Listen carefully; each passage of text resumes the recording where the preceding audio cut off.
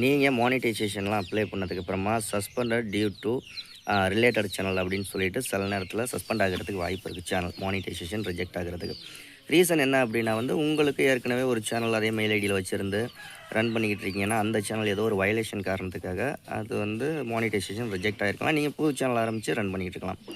இது 2 அல்லது 3 சொல்யூஷன் இருக்குது. ஒன்று என்னென்னா, ஏற்கனவே உள்ள சேனலை சரி செஞ்சு ரீயூஸ்டு கன்னடா, ரிப்பீட்டட் கன்னடா என்ன வயலேஷன் பார்த்து சரி செஞ்சு அதுக்கு மானிட்டைசேஷன் வாங்கிட்டிங்கன்னா இந்த சேனலுக்கும் கிடச்சிடும், 2வது ஆரம்பிக்கிற சேனலுக்கு.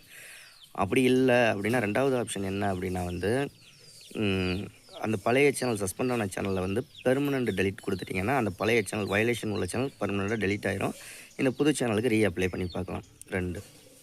3வது விஷயம் என்னென்னா, இந்த புது சேனலை பிராண்ட் அக்கௌண்ட்டுக்கு மாற்றி பிராண்ட் அக்கௌண்ட்லேருந்து நீங்கள் புதுசாக ஒரு மெயில் ஐடி க்ரியேட் பண்ணி அந்த மெயில் ஐடிக்கு இதை நீங்கள் மாற்றிட்டீங்க அப்படின்னா இந்த புது சேனல் புது மெயில் ஐடியில் இருக்கும், அந்த ரிலேட்டட் சேனல் வேறு மெயில் ஐடியில் இருக்கும். ஸோ இந்த 3 விஷயங்கள் இதில் 3வது மெத்தடு நான் சொன்னது தான் பர்ஃபெக்டாக இருக்கும்.